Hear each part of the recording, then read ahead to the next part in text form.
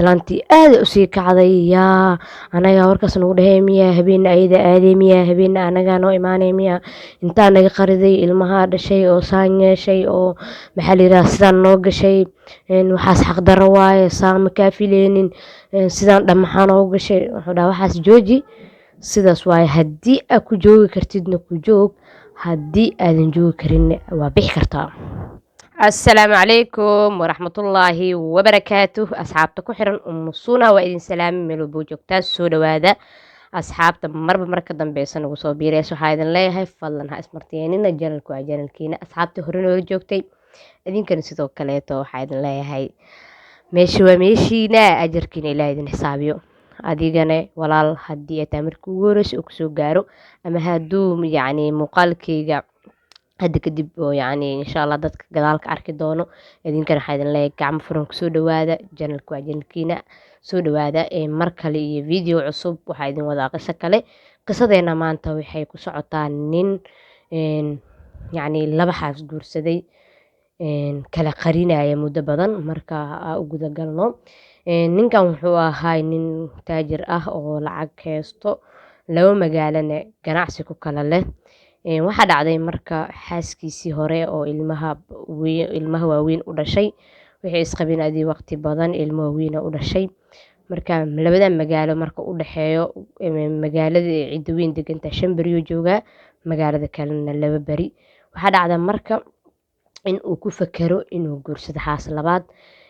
xaas labaad markuu inuu guursado ku fakaro, wuxuu isdhahay xaaskaaga ma u sheegtaa? haddana wuxuu isdhahay haddaa u sheegtid kuuma ogolaa doonto, waa inaad ka qaridaa. haddii aad ka qarisidne maxaa la yidhaahdaa haddana intay ku guursataa, magaalada ay joogto ma ku guursataa? maya. wuxuu isdhahay magaaladaas kaleeto ku guurso, lagaameyna yaqaano, ayadana ma ogaa karto.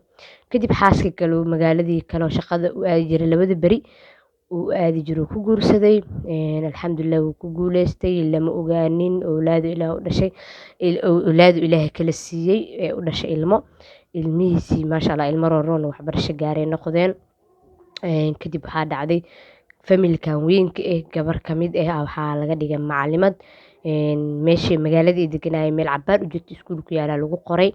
macalimadan waa taqaanaa ardayda markii galaaska la soo galo waa la isbaranaya, macalinku istaajinaya, adiga istaag magacaa, adi magacaa xaafadee deganta, adi magacaa. waa macalinka wuu baranaya ilmihiisa suu yacni u kala ogaado hadhowtin markuu su-aalaha weydiinaya oo yacni ardayga faahimka iyo midka madaxa adag iyo midka leesiga iyo u kala barto. kadib waxaa dhacday si usoo socotay waxay ku imaaday gabar yar, gabadh iyo istaajisay magacaa heblaay hebel hebel.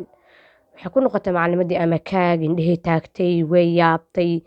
waxay ku dhahday heblaay hebel hebel haa abaa magiciis hebel hebel hebel muxuu qabtaa saas magaaladaas uu ka shaqeeyaa, magaalada degantiin magaaladaas. yacni meeshii waxaa uga bilaabatay yaab, indhihii taagtay, yacni way baxday xafiiska tagtay. waxay ku dhahday gabadhan yarta malafkeeda ama buugga oo ku qoran yahay waalidkeedii iyo taariikhda la keenay waxyaabahaas adiga qisadan carab waaye waa loo soo bandhigay. kadib markay baartay waxaa uga soo baxay sharciga aabaheed. gabadhii yaabkiiyaa kusii laba jibaarme, way baxday xaafadoodii tagtay, hooyadeed iyo walaalaheedii warka u sheegtay. waxay dhahday war ma ogtahay hooyo, aabe ilmuu dhalay, xaasuu qabaa, magaalo hiblaayadees oo ganacsigu aaduu ku leeyahay, wuu naga qariyey, saan waaye. say ku ogaatay yaa allah. markaas waxay dhahday yacni gabartiisa ani macalimad u noqday, maanta yaa arkay, waa markaa baaran sharciga aabaa kasoo booda waaye. okay waay halahay odaygu wuu maqnaa, magaalada kaluu jiray. waa la sugay, wuu imaaday. markuu imaaday ciddii dhan oo gafuurka taagayso waa la wada xanaaqsan yahay. waxaa ku dhahay bisinka wuu yaabo odaygino, maxaa qaldan, maxaa jiro, maxaa ku dhaca maanta, maxaa inkasii allahay. awalna intaas uu xaaskiis qabay wax laga dareemay iyo wax ka jiray male, sidii uu ahaa jiray loo iska ahay. bis adiga maamadii soo booday, waa taqaanaa qof masirsan, qof oo yacni wax laga qariyo loo soo sheegay. yacni way ku xanaaqday, way ku kacday. waxay dhahday haa magaalo hiblaayo waxaa kasoo bisa waa ogtahay, magaalo hiblaayo wax ka qaldan waa ogtahay, waxaa sameysay waa ogtahay, magaalo hiblaayo maxaa ku sameysay waa ogtahay, waxaa sameysay waxa sameysay sheeg.